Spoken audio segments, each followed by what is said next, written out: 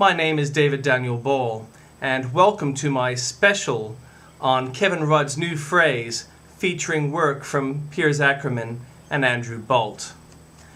From Akerman, ethos that vaulted the Berlin Wall. Candidate Kevin Rudd, the bloke from Queensland who believed in conservative capitalism and signed on for the 98% of the coalition government's policies while campaigning against it, has now emerged as the new anti-capitalist Godzilla. Once again, the sincere pledges he made to keep the good ship Australia sailing on a true and prosperous course have been shown to be no more than hot air and hogwash. Ignoring the reality that the great economic and moral leadership of such global figures as Ronald Reagan and Margaret Thatcher paved the way for a wave of prosperity that raised the living standards for billions, Prime Minister Kevin Rudd has now declared the capitalist experiment to have been a catastrophe. Backing big government, he now says only the states can save capitalism from itself. Utter ideological garbage of which candidate Rudd might have been ashamed had he not already mortgaged his soul to the spinmeisters from the New South Wales ALP, who were ultimately to deliver him the prize of government. Having the wealthiest Prime Minister ever to grace Kirribilli House, and of course the Lodge, lectures Australians, let alone a global audience, about the frailties of the capitalist system and the reforms which delivered his wife's companies their massive profits, is sheer hypocrisy. But Rudd has always been a man of many coats, and not only does his wardrobe contain a coat for every occasion, he is more than happy to change his garb to suit his audience. As the candidate of last resort, he was the ideal person for the New South Wales Labour machine to back when it decided that former opposition leader Kim Beazley was terminally unelectable. Rudd would be whatever the spin doctors wanted him to be, and the investment the New South Wales Labour Party made in time and contributions has paid off. It needed a shallow, malleable figure, and it got one. Rudd wanted the highest office, and he got it. But as the elevation of the former trade union boss John Robertson to the New South Wales Cabinet last week demonstrated, the New South Wales ALP is a grotesque parody of a Democratic Party, and now Rudd is bringing the same distortions to the federal sphere. The Rees government in New South Wales is the first to be installed in the state's so-called Labour Party members who were determined to destroy the fabric of a state Labour Party to achieve their ends.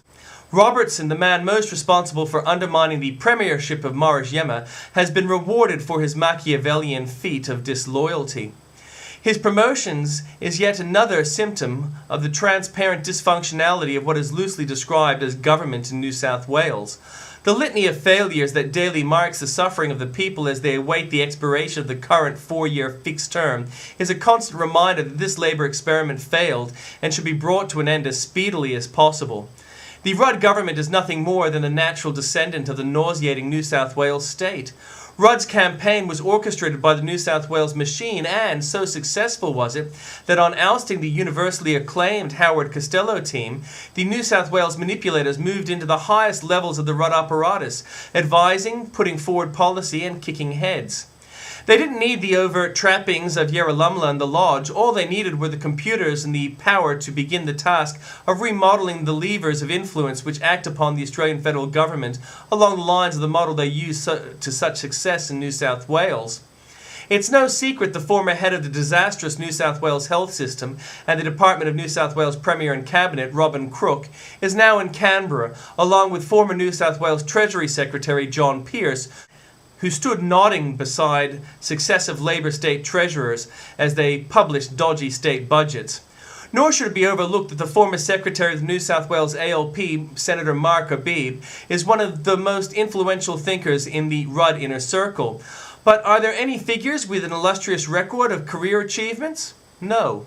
Rudd's whole agenda for the nation is based not on empirical data, on fact-based reality. It is based on ideological theories that should have been euthanized with the fall of the Berlin Wall. That they are still in existence is a testament to the power of the relics of Marxism, who still control the ethos in the nation's major universities. Rudd is setting out his newfound theory in a left-wing Melbourne magazine known for its turgid columns. But no matter how he frames his argument, big government is not and will never be the answer. Big governments have always failed. The Great Depression was not brought to an end by big government, it was brought to an end by small business. It is anathema to labour, but small businesses are the powerhouses that supply the jobs that helped make Australia prosperous during the Howard Costello years. Those small businesses are suffering now, and will suffer more when Labour's new industrial relations and emissions trading policies choke them to death. Even former New South Wales Treasurer Michael Costa, who now looks like a reforming giant compared with Kevin Rudd and the current hopeless New South Wales government, last week branded Rudd an economic incompetent. Unfortunately for the nation, spin alone will not resuscitate the ailing economy. And in comment from Andrew Bolt, where did our economic conservative go? Just before the election, Kevin Rudd boasted that being an economic conservative was a badge I wear with pride.